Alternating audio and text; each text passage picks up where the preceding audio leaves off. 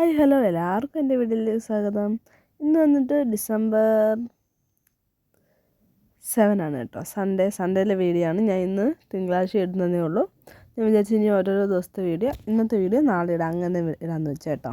അപ്പോൾ രാവിലെ എണീറ്റൊരു ചൂട് ചായയൊക്കെ കുടിച്ചിരുന്നപ്പോഴാണ് ഇതുവഴി അനൗൺസ്മെൻറ്റ് കൊണ്ട് പോയത് കേട്ടോ. നമ്മുടെ ഇപ്പോഴത്തെ വോട്ടിൻ്റെ ഈ ഓരോ വണ്ടി അനൗൺസ്മെൻറ്റ് കൊണ്ട് വരുമ്പോഴും എൻ്റെ മോൾ ഇങ്ങനെയാണ് ചാടിക്കയറി റോഡ് സൈഡിൽ നിന്നിട്ട് നോക്കി നിന്ന് കാണുന്നത് കേട്ടോ. അവർക്കതൊരു എന്തോ ഒരു എൻ്റർടൈൻമെൻറ്റ് രീതിയാണ് കേട്ടോ. അങ്ങനെ പിന്നെ അടുക്കള കുറേ ഒതുക്കി പറക്കാനുണ്ടായിരുന്നു. അടുക്കള മൊത്തം ഒരുമാതിരി അലങ്കോലപ്പെട്ട് കിടക്കുകയായിരുന്നു.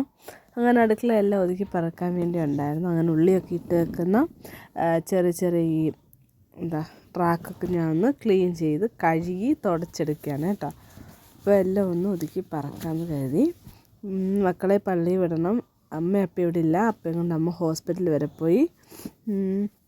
മക്കൾക്ക് ഇന്ന് സൺഡേ സ്കൂൾ എക്സാമാണ് കേട്ടോ. അപ്പോൾ ഞാൻ തലേന്നിരുത്തി പഠിപ്പിച്ചായിരുന്നു. മോൻ്റെ കാര്യം എനിക്കത്ര ഉറപ്പില്ലായിരുന്നു. പക്ഷേ മോൾ നന്നായിട്ട് പറയുന്നുണ്ടായിരുന്നു കേട്ടോ. ഇടയ്ക്കൊരു മിഡ് ടേം എക്സാം നടത്തിയപ്പോൾ അവളായിരുന്നു പള്ളിയിൽ ടോപ്പ്, ചർച്ചിൽ ടോപ്പ് അവളായിരുന്നു ആ എക്സാമിൽ.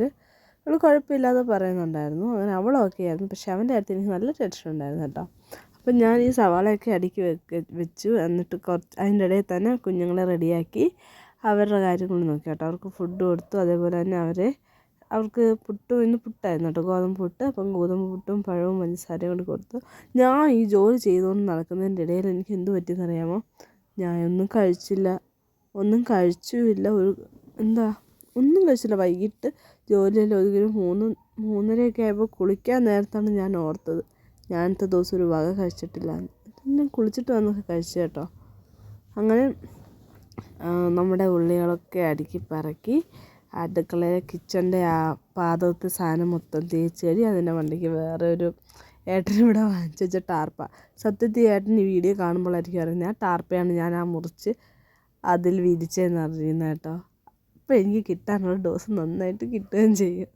കാരണം നല്ല കട്ടിക്കുള്ള ടാർപ്പ അങ്ങനെ കഴിക്കുന്ന കാശും കൊടുത്ത് വീണ്ടും വണ്ടിക്കിടാൻ വേണ്ടി വാങ്ങിച്ചതാണ്. നമ്മുടെ വീടിടയ്ക്ക് നല്ല ചോർച്ചയുണ്ടായിരുന്നു. അപ്പം നമുക്ക് വീടിൻ്റെ മണ്ടയ്ക്കിടാൻ വേണ്ടി വാങ്ങിച്ച ടാർപ്പയായിരുന്നു. ഈ ഡബിൾ കോട്ടിൻ ടാർപ്പയായിരുന്നു അത്. അങ്ങനെ അത് മുറിച്ച് തുണ്ടമാക്കി അടുക്കളയിലെ പാതകം മൊത്തം ഞാൻ വിരിച്ചിട്ടിട്ടുണ്ട്. എനിക്ക് നല്ല ഡോസ് കിട്ടും ഇനി അതിന് ഈ വീഡിയോ കാണുമ്പോൾ. പിന്നെ ഞാൻ കുറച്ച് ചായയൊക്കെ കുടിച്ചു കേട്ടോ. വീണ്ടും ചായ കുടി. അതിനിടയിൽ മക്കളാണെങ്കിൽ ഈ വേണ്ടാത്ത സാധനം മൊത്തം എടുത്തുകൊണ്ട് വന്ന് കളിയാണ് കേട്ടോ. ബലൂൺ വീർപ്പിക്കുന്ന മെഷീനൊക്കെ ഉണ്ട് ഏട്ടൻ്റെ.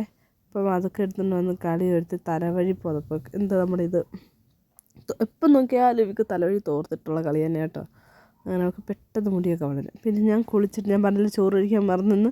3:45 4 മണിയൊക്കെ ആയിട്ടുള്ളതാണ് ഞാൻ ചോറ് കഴിച്ചത് കേട്ടോ. പിന്നെ കുറച്ച് തുണി മടക്കാനുണ്ടായിരുന്നു. ഒന്നും നോക്കിയില്ല, അവരോട് തന്നെ പറഞ്ഞു തുണി മടക്കി വെക്കാൻ. വലിയ കാര്യമൊന്നുമില്ല കേട്ടോ. അവർ മടക്കി വെച്ചാലും ഒരു ട്രിപ്പ് ഞാൻ മടക്കിയാലേ ആ തുണി ഒതുങ്ങിയിരിക്കത്തുള്ളൂ. അങ്ങനെ ഉടായ്പ മടക്കൊക്കെ അവർ മടക്കി വെച്ച്. പിന്നെ ഞാൻ സെപ്പറേറ്റ് തുണികളൊക്കെ മടക്കി വെച്ച് കേട്ടോ.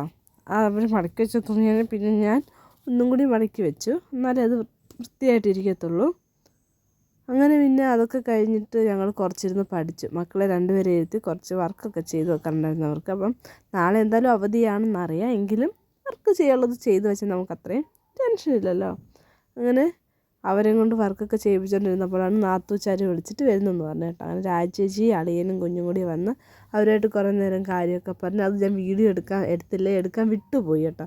അങ്ങനെ അവരുമായിട്ട് കുറേ നേരം കാര്യമൊക്കെ പറഞ്ഞ് അവരൊരു 9 അപ്പോഴേക്കും അപ്പുറത്തെ വീട്ടിലെ ചേച്ചി, അങ്ങനെ ഞങ്ങളെല്ലാവരും കൂടി ഒത്തിരി നേരം കാര്യം പറഞ്ഞു കേട്ടോ. അങ്ങനെ കുറേ നേരം കാര്യമൊക്കെ പറഞ്ഞ് ചിരിച്ച് തമാശിച്ചൊക്കെ അവരങ്ങനെ ഒരു 9:30 ആയപ്പോൾ അവർ പോയി കേട്ടോ. ചേച്ചി അടുത്ത് തന്നെയാണ് കെട്ടിച്ചത്. ഒരു അരമണിക്കൂറിൻ്റെ ദൂരമുള്ളൂ കേട്ടോ.